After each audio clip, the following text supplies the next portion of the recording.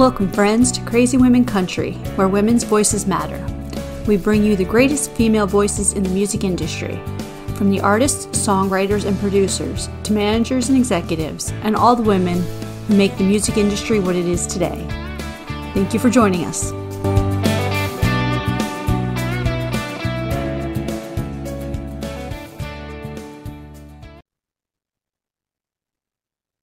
Welcome, friends, to another episode of Crazy Women Country. I'm Donna, and today we have the talented Arkansas duo of Cliff and Susan. How are you both doing?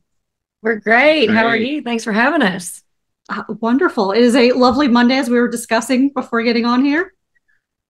It is, and here in Arkansas, it's a little bit rainy and a little bit chilly and rainy. But tomorrow it could be summertime. You never know in Arkansas. Well, that's what we say about Florida. Like, if it starts out cold in the morning, I'm like, it'll be summer by lunch, Exactly. Yeah. Oh, so I like to start off with the most difficult question ever. All right. Great. Tell us, who are Cliff and Susan? We are a married country music duo based in Little Rock, Arkansas. We met in 2016 on stage at Willie D's. It's a piano bar here in Little Rock. And we were performing together. We immediately began working together. And a year later, we had eloped in Vegas. So we've been doing shows for 7 years, married for 6 years. And I'm sure we'll talk a lot about our music, but we really just enjoy performing 200 shows a year. That's a lot. And we just love, we travel a lot. We do a lot of shows here in Arkansas as well. And it's just been a lot of fun to do what we love with the person we love. Absolutely. Love that. So in the mix of everything that you are, tell me a little bit about, obviously, your backgrounds. Now, I know you came together, a few years ago, so to speak, 7 years ago. So what were you all both doing separately? And then how did it merge together? So I was actually working at a pharmacy as a pharmacy tech. I had several jobs up until then, but I was still playing on the weekends at Willie D's doing piano club, and she was actually traveling at the time. So I had never met her. I had heard about her, but we never got to meet each other. And so I had happened to be playing there one weekend at the club, and we actually met at a rehearsal the night before the show. And I was performing. I've been doing full-time music for 20 years, and we had a mutual friend, the entertainment director at the club, had told us about each other. And I had a show at the casino in Hot Springs, an hour away, and I was doing this show, me and a drummer who was also named, his name was Cliff. But so when I met him, I was like, okay, I want to work with you. Sorry, our dogs are, of course, going to say hello. We've got little Gibby, Booker, and Charlie at our feet right now. We love animals. They're always going to find a way to make a noise and integrate into the Zoom. But so, yeah, I was performing, and I went ahead and we started working together immediately. And then, like I said, a year later, we had eloped, and love happened pretty quickly for us. So that's how we met. That's so awesome. It is great to be able to do something with the person you love like that. It's just, I think that's absolutely awesome. And, I would say as a musician, it's a different lifestyle. And I had come to a point in my life where I was like, I'm just not going to find the perfect fit to still do what I love and find a life partner. And then I met Cliff, and it's just been really cool to have someone I met in Arkansas, because we're both very all about family and just love Arkansas, to find someone who fits my lifestyle and all of that. And likewise, we love our family. We love to travel together, but so we're based here in Arkansas and still travel and do music full time. So that's awesome. So I know we recently had the release of your debut album, Fiddles and Keys. Yeah. Tell us a little bit about that. What was it like putting that all together? Did that all come together kind of at once? And I ask this because obviously people will sit on music sometimes for 5, 6, 10 years even sometimes, Yeah. So how did it come together? Well, that was a little bit how it happened. It was a long time coming, I think, for us. We really wanted to find ourselves as a duo and what we really wanted to sound like. And, all of our songs, we wanted to sound cohesive. And so I'd written a bunch of songs, and she had some songs herself. And we had some that we released as singles here and there, but really this last October, we felt the time was right, that we had enough songs that really felt like a an actual substantial album. So we really were excited to put that out, and it's gone really well on the release. I'll say on the release of our music, I had 2 songs that I had recorded in Nashville right before I met Cliff. So we brought those 2 songs over to the album.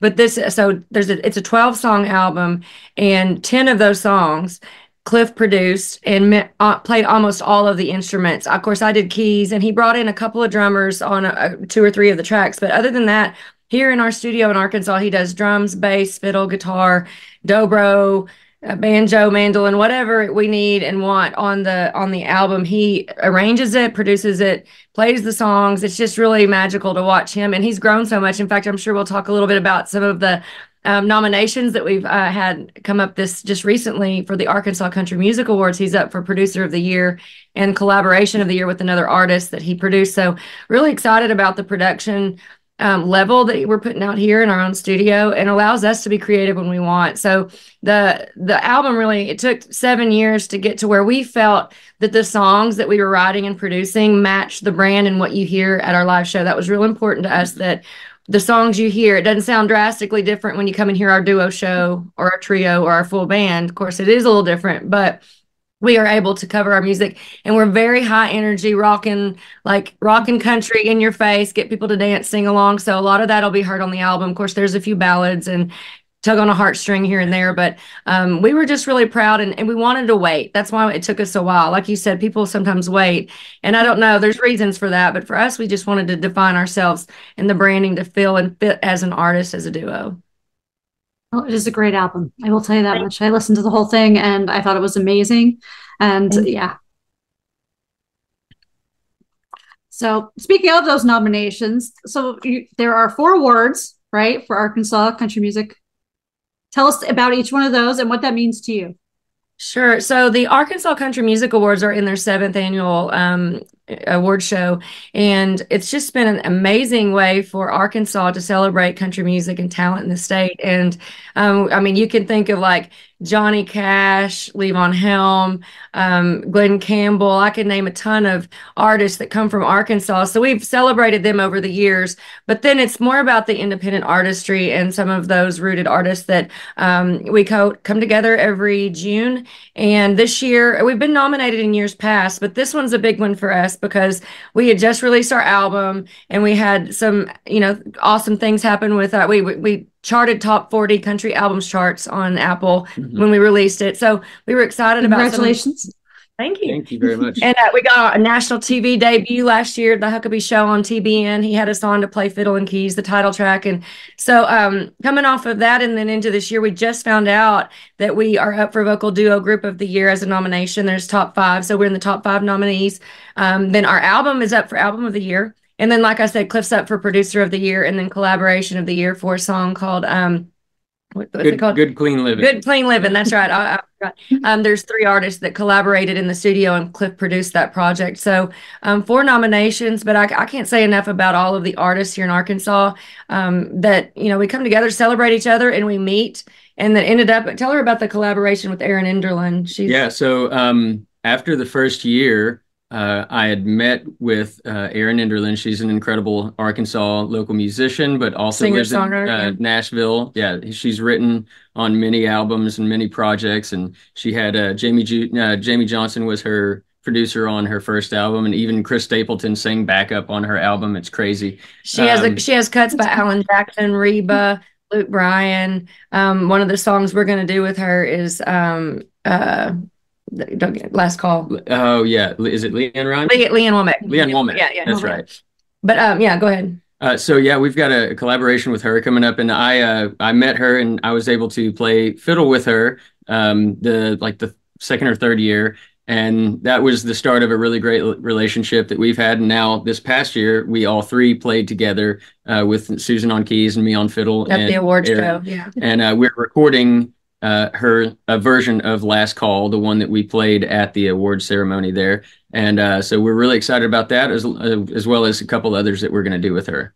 Yeah, so some cool collaborations that wouldn't have happened but until, we meet at the award show. It's definitely all the people that we've met along the way. And I think that's probably one of the best parts of the Arkansas Country Music Awards is just the networking that you get to do with all of these artists that you really never would have met otherwise. I mean, you hear about each other. You finally get into the same room with each other. Because, as artists, we'd love to go see another artist on Friday, Saturday, but we're always playing. And it's like we never get to cross paths. And that's finally happening with so many artists that have never met each other and gotten to collaborate. Absolutely. And, it's funny that, you mentioned I love Erin. She's such a sweetheart.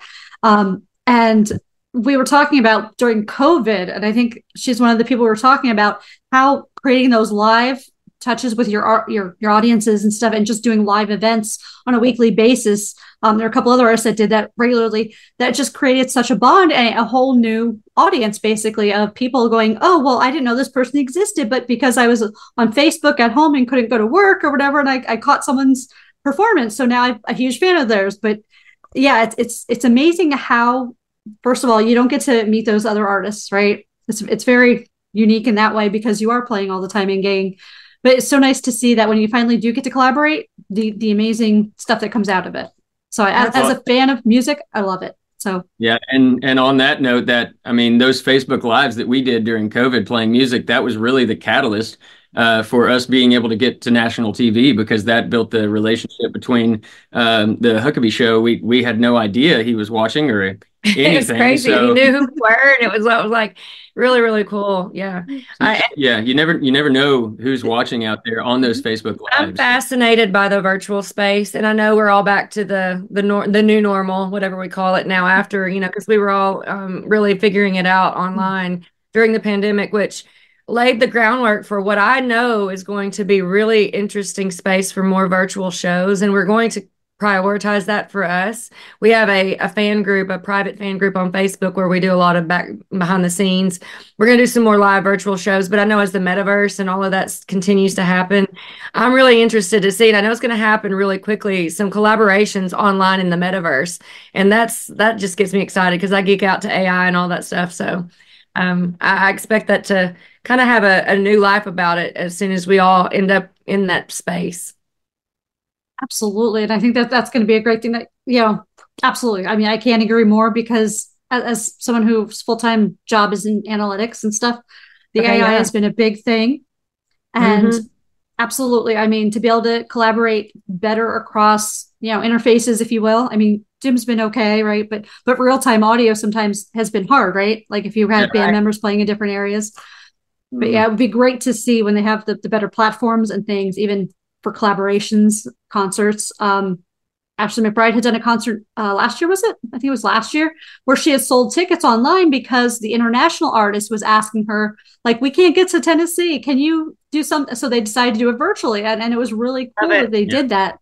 Because even I, in Florida, being in Florida, I wasn't able to get to Tennessee at the time. And it's great to be able to do that because we can get to see our artists that we love, and we don't mind paying the $20 tickets online or whatever because it's simple, it's easy, it's So I watched Lainey Wilson's show online. I bought I think it was Veeps, I believe is the name of the platform, and they had where you could go and watch. Of course, that was just like pay-per-view and like a rehash of it. But like the online space, you can do a lot of online streaming now. The collaboration portion where the sound matching up, that's what I'm interested to see have happen. And then I don't know if we have our Oculus laying around, but once we actually do the VR piece of it where you can walk up and talk to the artist or request, like we do a lot of piano bar type shows, when you can sit down and like be intimate with the artist right there, that to me, and your audience is the world, then that's so cool to me. Like then you're not limited geographically to who can show up. It's like if you've got the device and you log in and you go. He was walking around in the metaverse the other night as me. It was funny because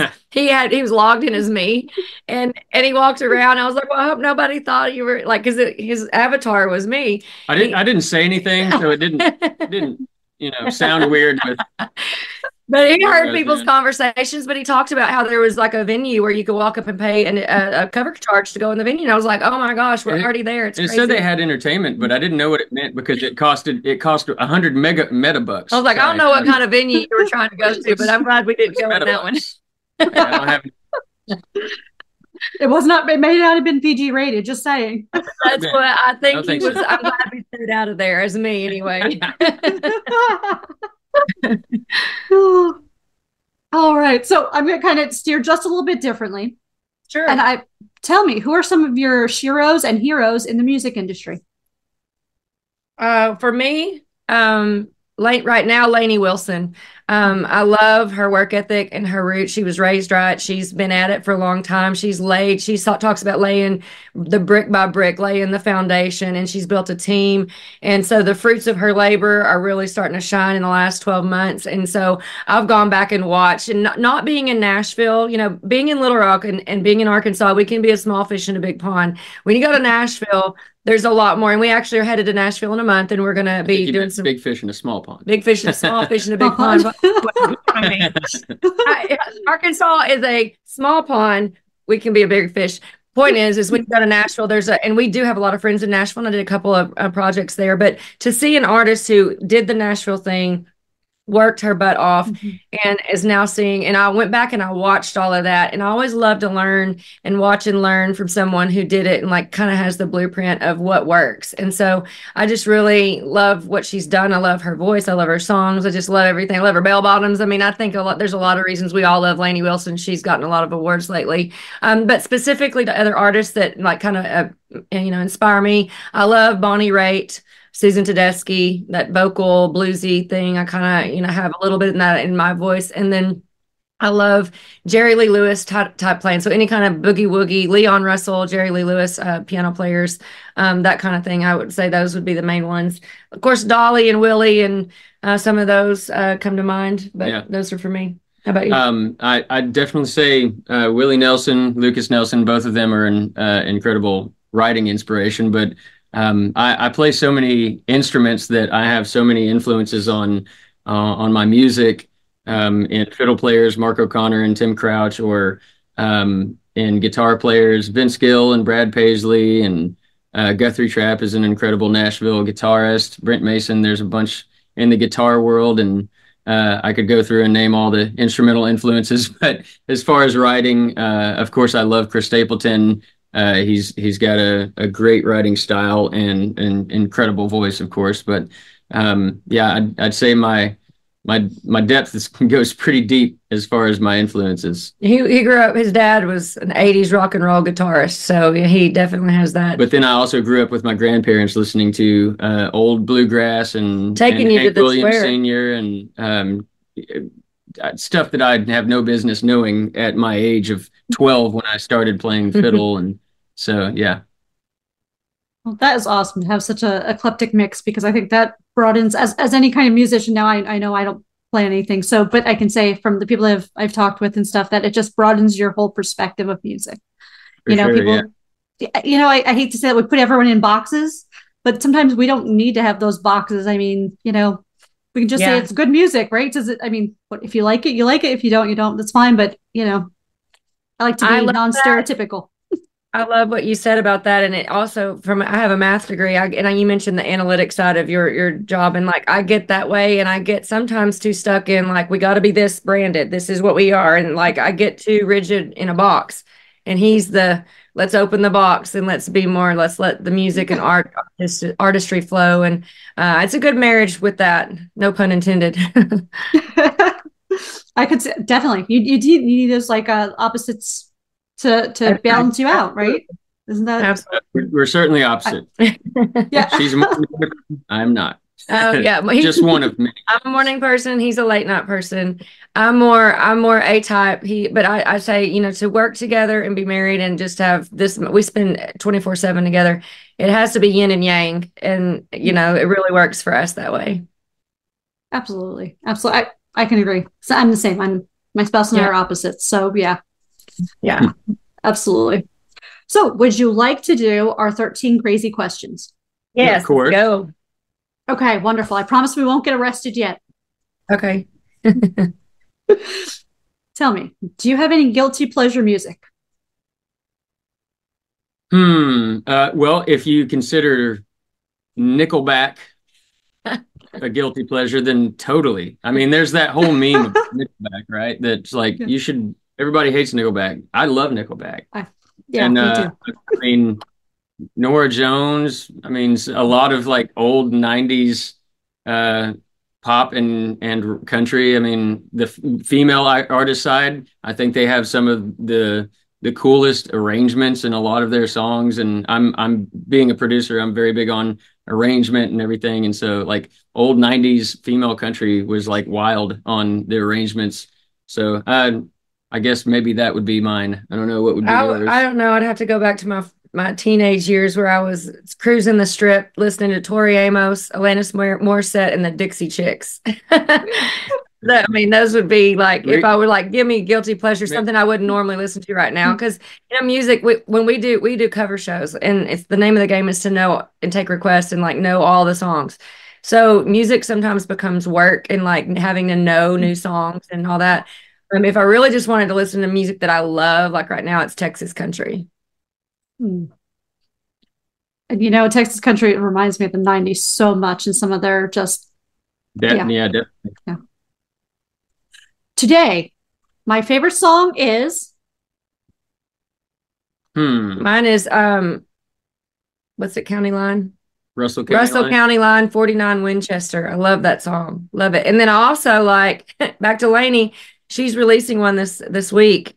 It's called Country's Cool Again. And she's released like just the verse chorus, but I'm already loving it. So that would be one I'm excited to hear this week. But yeah, this song called Russell County Line. I don't know. It's just a song you can listen on repeat for me. I don't know. 49 Winchester. It's a great song. Great band. Another that Texas country, Oklahoma, red dirt kind of feel. I don't know actually where they're originally from, but they're from Kentucky. Really? Okay. Or no, Virginia. No, because Virginia, Russell County Line is Virginia. They're the Appalachian Mountains. Yeah. Okay. All right. So not red dirt at all. No, but they've been touring with a lot of red dirt artists. Yeah. For me, man, Higher by Chris Stapleton. Also, right now, like specific to this last week is Toby Keith's "Don't Let the Old Man In." That's a beautiful song, and just knowing the impact and where that was coming from for him, and then now with his passing, is definitely very impactful song. The story behind that is that he had a conversation with Clint Eastwood, and something Clint Eastwood said to him was about "Don't let the old man in" reference to getting old.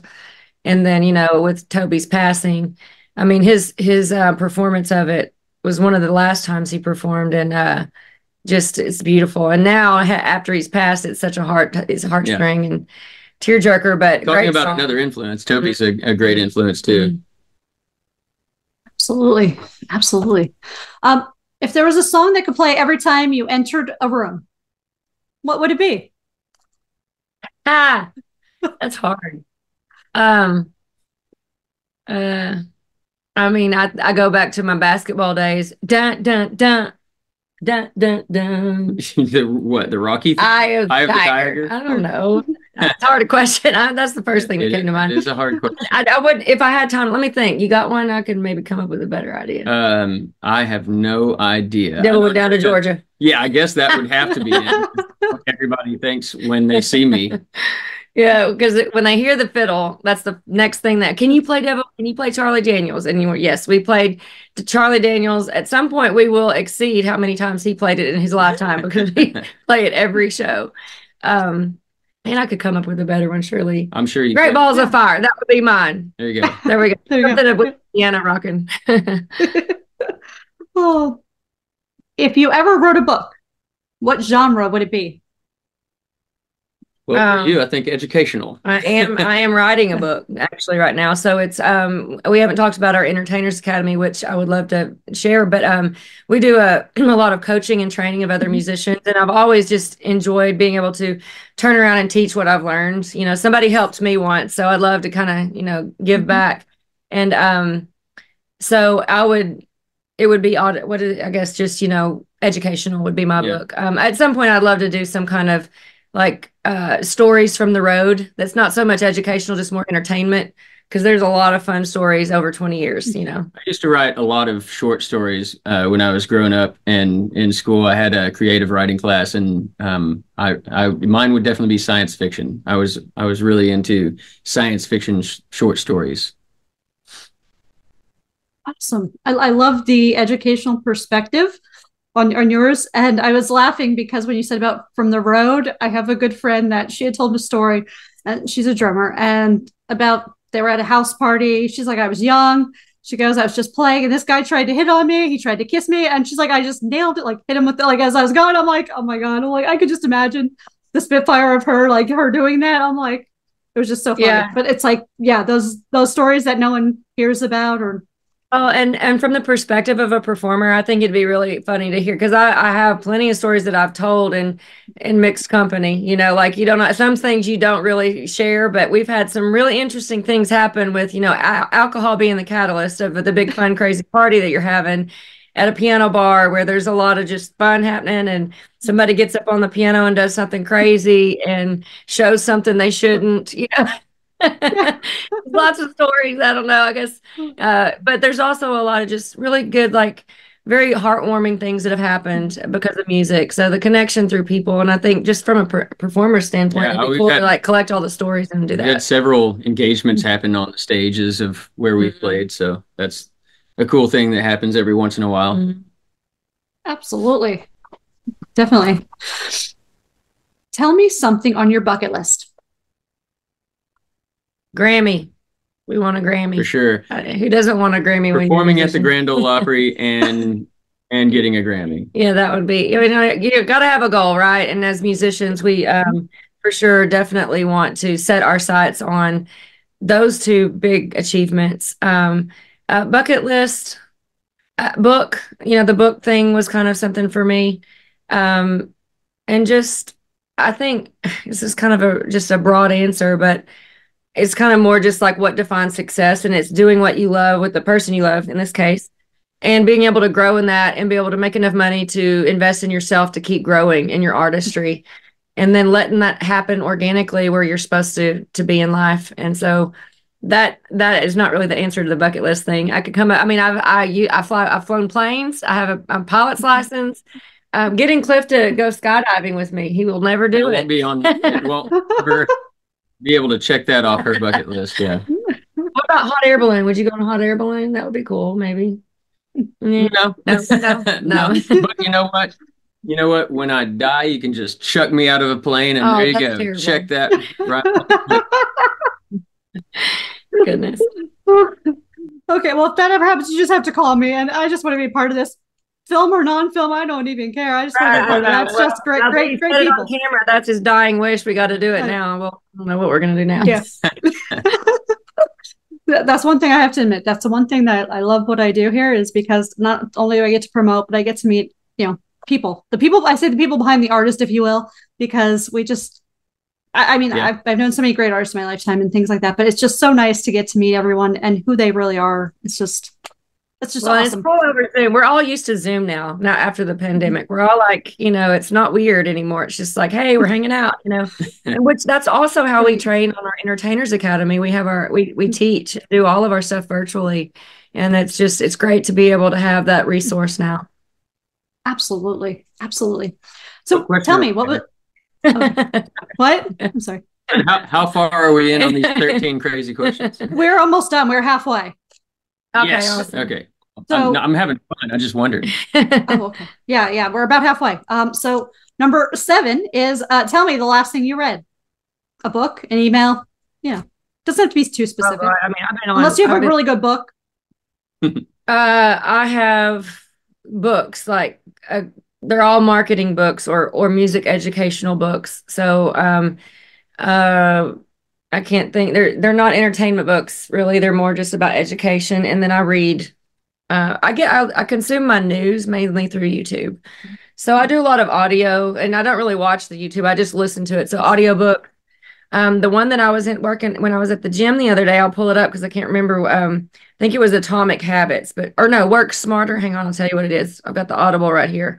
I'll tell you, those that you just mentioned at the beginning, those titles are great books.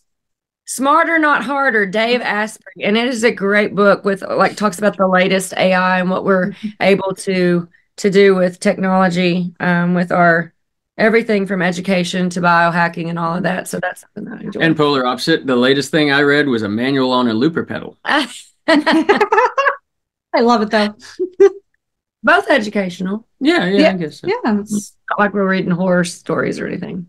Yeah, it could be some Stephen King thrown in there somewhere, but Stephen King. I used to go to. I stopped now because she was freaked out by it. But real crime stuff. Going to or just horror I don't things. mind it. There's this guy John Ballin. That his name is Mr. Ballin, and he's a great storyteller. He does all these horror stories and everything. And I love going to sleep to that.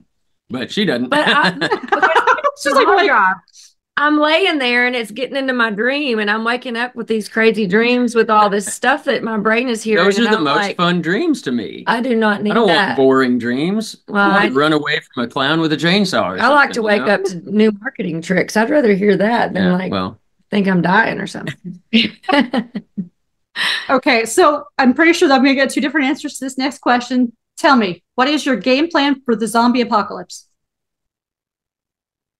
Okay, well, we do have one. We just haven't gotten all the stuff for it. I did kind of freak out when all this AI stuff started happening, and then we watched that movie, The End of the World or whatever. I can't. Yeah, Leave the World Behind. Leave the World Behind, and I was like, oh my God, we got to get ready. And so I started shopping about like water and food and generators, and I don't know what that plan is. We don't. I guess, I don't know. My plan is curl up in a corner and have a lot of gasoline and a lot of jugs of water. I've got plenty of ammunition, and means to defend ourselves, I guess. But I haven't thought past that. I don't know. Yeah, that's a tough one. We do live in Arkansas. It's a good start. A lot of land and family and resources. So I think we're definitely need to have enough contacts. Yeah.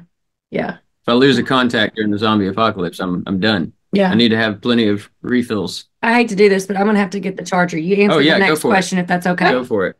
Okay. Come right back. Okay, sure. The next question is simple. It's who would play you in a movie about your life? Who would you want to play you, I should say. Yeah. It would have to be some guy with a beard. So I guess probably Liam Hemsworth, I guess, probably, because him and I look exactly alike. So, or what's the other guy? Chris Hemsworth? Either one of them, I guess. Or maybe it would be Chris Pratt at this point. He's probably a little bit funnier, and he doesn't have an Australian accent or whatever. So, I'd say that'll be my final answer. Chris Pratt. That'll be mine. So, who's going to play you in a biographical movie? Is that what it was? Who's the girl? Movie about who's the girl that played in A Sex in the City, Charlotte? I get that. When I'm a little bit more lean, 20 pounds less, people give me that I look like her. We look like each other. So I don't know. I don't know, someone like I don't know, Mila Kunis might be a good one for you. The dark hair, kind of wavy hair. I don't know. All great choices. It's hard to think for me. I haven't thought of that. It is, isn't it? So tell me, if I were to call you both and say, hey, Cliff, hey, Susan, I have a dead body. Do you know a good hiding place? Yeah, I know several. Not that I've ever thought about it. I'm just saying I know several. Yeah, there's an old junkyard around here. Maybe. Where would you go? Well, as teenage boys, you explore places a lot, and I feel like inevitably, you just exploring places that you shouldn't. You come across just dead bodies. No, luckily, just very, very deep holes that you never knew existed, and you're like, you just look at it and you're like, yeah, I bet there's probably something down there that you shouldn't be down there. Yeah, the Bayroid mines in Magnet Cove, where I grew up in between Malvern and Hot Springs here in Arkansas, and we had these Bayroid mines, and they were like literal mining shafts in this huge, like, I don't know how deep the water was. They call it the blue hole, and I mean, like, that'd probably be a good place out there. There's also Hot Springs has a lot of natural springs that are too hot for you to get in because they will boil your skin off. So, you can just chug it in there and get rid of it. Boil it up. Just give it. I don't know. Anyway. Okay. This went real. I might have to just call Cliff then on this. I believe we'll just let, it's all good. Yeah. Yeah, I've never, I guess it's a good thing I've never thought of that. I don't know. Are police watching this? No, they are not. And we haven't killed. We haven't killed. There's no body, so there's nothing to hide. Just FYI. Yeah. Just helping anybody else out that might need a tip for replacement. Yeah. Prime tips of the day. There you go. Yeah. Oh, okay. Almost done. Tell me, worst pizza topping? Anchovy. I don't know. I've never tried anchovy, so I couldn't say that that's the worst. I have. It's too it's salty. like I'd say a hair. Dead not body. Supposed to be a dead body. No. Dead bodies.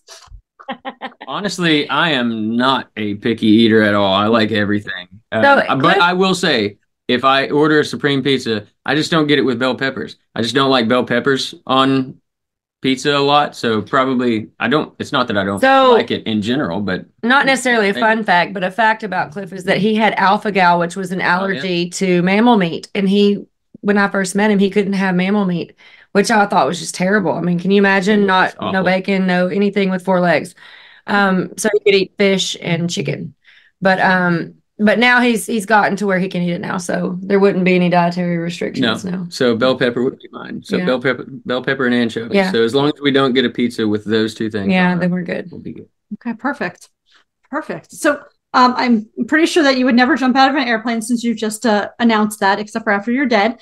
But is there anything else? So tell me something else you might never do. Never do. Never do. Never do. I do not want to go anywhere where I get motion sickness. I get sick on like boats, which I hate because we were in the Caribbean every November and we've had so many friends invite us out on their sailboats. And I could think about getting on a sailboat and get motion sickness. And so I have to take medicine if I'm going to do it. And that kind of bums it out. It's not necessarily ideal. So probably anything that like rides at the fair and stuff like that would make me sick. I don't know. I just, there would be no fun in that. And that's the worst feeling is being sick. So I'd say anything with a confined space. Ooh, yeah. Like I'm not going to go in a submarine. That didn't turn out too great recently for some people. And I would not go like, I love exploring caves. I would never go like extreme caving, like getting into tight spaces. Not for me. I had a bad experience as a child where my older sister stuffed me in some place that I couldn't get out. Oh, that's terrible. Well, I think there's I don't know what it was. I can't remember. I think it was like a toy box. Oh God. And she didn't know that it locked. She closed it and she didn't know the toy box like latched, and so I got stuck in there for a while. So yeah. Yeah, that's some trauma. There's some trauma going on there. Yeah. Thank your sister for the trauma. I'd never heard that. So now I learned something new. I haven't thought about it in 20-something years. This is a therapy session now. Yeah, it is. So we will walk through the trauma, not try to relive it, just not. Oh, I'm probably the wrong person to walk through trauma with you. No. Have you heard of that therapy where you go left and right with your eyes and you talk about the trauma? Have you heard of that stuff? No, it sounds very interesting. OMR, DSL. DSL. I've never heard of that. There is this thing where your body, because this therapist discovered it. She was watching a tennis match or something going back and forth and discovered this brain, your animalistic brain will activate a panic center or some kind of center by going back, rapid eye movement back and forth. And so these therapists will work with people and relive and bring up these things, trauma from your past, and remap those brain paths during those exercises, and it's supposed to heal you. So okay. Sorry, that sounds awesome. I love random trivia. Yeah. Sorry, you're getting more bargain for here. Yeah. So, are there any words of wisdom that you live by? 2 things. Kind of a motto for me is learn, grow, share, and repeat. So just rinse and repeat that just learn something new, grow through it, share it, turn around, share it with someone, and then repeat that process. And the other thing recently is that I don't know how to articulate this completely, but there's probably a better way to say it. But something like it takes getting uncomfortable and being uncomfortable to grow. and like to get to the next level. So if you just know that it's uncomfortable, then you embrace that as a process to get to where you're wanting to go. And I think that can be applied. I mean, whether it's going on a diet or trying to run a marathon or learning a new anything or getting used to being on social media and you feel awkward and you're like, I don't want to put myself out there. You got to do it to get through it to then grow. And that to me is just a good sentiment that's been kind of front of mind lately. I'd say me as a sound engineer, there is a motto that can be just translated to your everyday life, and it's translated. I mean, it's condensed to CISO, SISO, but because this might be a family audience, I'm just going to change it to CICO, crap in, crap out. And so I think that can be applied to many things in your life. If you do it with a crappy attitude, or if you do a crap job, I mean, or you there's a lot. Record, there's a lot it could be. You record subpar going in. You can't. As a mix engineer, that's the whole motto of crap in, crap out. If it doesn't sound good from the source, it's not going to sound good at the end. So anyway. Yeah, that's a good motto. I think we could, maybe that needs to be the topic of our book. That would be a good topic. I mean, that's, music or not anything. Like I work with data and I say the same thing. Sometimes we have systems and I'm like, well, system 1 doesn't match system 2. So if we put those systems together, we still have 2 sources of junk. And I always use junk in, junk out for the, Hey, there's 3 ways: junk in, junk out, and the other one we won't say, and then crap in and crap out. I like it. Yeah. At least 3. So, okay. So the rest of 2024 coming up here now. I know we have the Academy. So you want to tell me a little bit more about the Academy and maybe the plans for 2024 for that? Yeah. So if anyone has checked us out online or has, seen our career and come to a show, most of you would see that we really like our show is like the big flagship product, like doing a live show. It's how we make our living. It's what really drives a lot of our artistry. And so in that, knowing that that's a great business model for musicians is to have that live show, because it's hard to make a living off of your own music when you're getting started. The business model is totally different with streaming and all of that. So we have the Entertainers Academy, where we teach. The main course is how to put on a great live show. There's also how to book it and how to market yourself. And it's a comprehensive 12-module program. If you go to entertainersacademy.com, you can learn more. So in 2024, we are going to continue to do every 4 to 6 weeks. We do what we call a 5-day gig amplifier challenge. And it's a free way for musicians to join in. And we do an hour from a Monday to a Friday, an hour each day. And we lift up the hood on showing everyone kind of what the business model looks like for us and how we run our careers.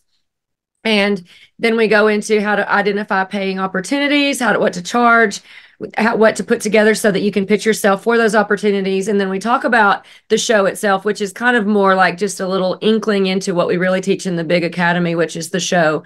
And that's everything from what songs we choose when, how to be an MC, how to be a DJ, what to say to the crowd, how to, stage presence, all of those things is something we teach. And the final day is talking about equipment needs and apps and everything for your show. So I know that was a long way to answer, but also I wanted to kind of like tell people about the Entertainers Academy, because we put a lot of time and energy into it for 2 years now. And we are now where we've got over 100 members in our online classroom portal. And we are welcoming in new people. And it's a great way for free to show up and do some stuff, do some work and get to the next level. And at least, even if you're a beginner, it will literally shine the light on the blueprint, the path that you can figure out for the music industry. And then those who've been doing it just as long as I have will learn a few new tricks. We use AI to write bios, and we use some things some lead generation platforms that are very current today's market that helps us book shows. And so that's really near and dear to our heart and central to our business this year. So we're really pushing hard to grow our academy, and writing a book around every module in the academy is going to have a chapter in my book. So that's kind of the behind the scenes on that. And so that's very synergistic for me. And beyond the academy, we're going to release more music. We had that 12-song album that we released, got a good depth of catalog now, a lot of momentum, and we've defined, kind of claimed our stamp in this is what we are as an artist. So we've got everything kind of as a good catalog with the album and the discography that we released. So our plan this year is to do every 4 to 6 weeks a new single. So right now we're recording more music right here in the studio. If we feel creative at 2 a.m., we'll come in here and fire it up and record or write. And that's just really awesome. We don't have to drive to Nashville to wait to get with the producer. We can do it here, which is really cool. I think that's a pro of being our own, having, when I married my producer here, and arranger and multi-instrumentalist. And keeps me sane. My therapist, he's everything. So that's the plan for this year, is just to continue to release more music, do more shows. We hope to play the Opry one day. We hope to open for more big acts. We've opened for ZZ Top. That was probably the biggest artist we've opened for in the past couple of years. And so pitching ourselves to those opportunities are kind of what we're planning and doing this year. Wonderful. Awesome. So I'm going to ask the question now because, Cliff is kind of quiet over there. Productions. Any new productions? No. It's fine. It's fine. I just thought we'd let him talk a little, just so he knows we still love him. I'm sorry, what? I said she's an Energizer bunny. Yeah. It's all good. No, shut up. I need to learn to shut up. No, it's perfect. It's perfect. That's exactly what you do on interviews. You talk. That's right. Yeah. Love it. So back to the productions. Any new productions coming up? Obviously, other than the songs releasing, anything exciting for you in that realm? Absolutely. So I've been working on the second volume of Freedom Sings Arkansas, and they just put out the first volume, and that's where a writer gets together with a veteran, and the veteran tells their story and experience of war and their time in action, or even just whatever happened in their life. And it's a very good therapy for them. They've had many veterans tell them that they've actually tried therapy and different ways, but there's nothing that's ever really got them to talk about it like putting it to a song and putting it behind music, and it's just a different outlet for them. So I've had the pleasure and honor of working on the album for them. So basically, I arrange everything. They'll send me a demo of vocal and a guitar most of the time. Sometimes it'll be a piano, but it'll make it to me, and I'll have to, kind of arrange everything in my head and figure out what we're going to do with it. And it's predominantly a country album, so they're all made into country, which is kind of challenging because you never know where the writer is coming from. And so they wanted it to be a country album, and sometimes it sounds like dead on 80s pop song, and you gotta kind of transform it into a country. Add some steel guitar. Yeah, put some fiddle or banjo or steel guitar. So I get to do that all here in the studio, and I track it and produce it, and I'll even sing on some of them. So that's a big project. Also, we have the songs that we're producing of ours, as well as I work with a few other artists here and there. One of them being Aaron Enderlin, producing a few of those. So awesome, wonderful. So I'm going to ask one last question, and then we'll wrap up for the day. I promise. What shows are you looking forward to most doing live this year? Any show with our full band. So Cliff and I do a duo show, and we sound like a full band when it's just the two of us. So I have my left hand on stacked keys. I have a left hand bass guitar sound, and I've got my right on the regular keyboard sound. And then we've got a drum machine, and then he's on guitar, and then with both of our vocals, we can turn on a dime with that drum machine. And so I really love those shows because that's really what we do. 90% of the shows we do are that format. And so we have a lot of fun weekly with those. We're in our 9th year residency at Oaklawn Casino in Hot Springs with that kind of show. But now that we've done some full band all original shows, we're just like, we cannot wait for the next one. So we have some coming up about once a month right now. Yeah. One that we haven't announced, but we're going to be opening for a national headliner, and it's a big festival in Arkansas. So we'll be able to announce that soon. And then definitely looking forward to any original show, opening for any bigger artist. There's a lot of things that we've been wanting to get our hands into, and I think we're finally starting to see the momentum of it with our original music and people actually listening and liking it. And, yeah. So definitely, back to kind of a bucket list thing is, looking out into an audience and seeing people, a swarm of people singing to your songs that you've written, that's a definite goal. And that's happening on a small scale right now with our smaller audiences. You got a few out there like, oh, wait, she knows the words. And some of our songs are catchy enough you can pick it up by the end of the song. You're singing the hey, hey, or the hooks of the song. We did put together a really fantastic band. We've got a bass player, a guitarist, and a drummer. And so we have a pretty solid, tight band right now that we've got some videos out there on our YouTube. If anybody wants to check out our full band and consider us for any opportunities, we would love that. Okay, we'll make sure all the links are in the description below. Absolutely. Well, thank you both for joining me. It's been a pleasure having you on. And thank you, friends, for joining us for another episode. Thank you so much for having us. It's been a fun time. And the dogs did make a little noise. Yeah, we got Booker, Gibby, Charlie Daniels is in the floor. Yeah, Charlie Daniels is in the floor. He's like, "What, Mom?" So thank you so much for having us, and we'd love to do it again. And if anybody's watching, reach out to us on social media. We love to connect with everyone. Absolutely, and you're welcome back anytime. Just let me know, and we'll get you on the schedule. Sounds good. Thank you. All right. Bye, everyone. We'll see you later. Bye.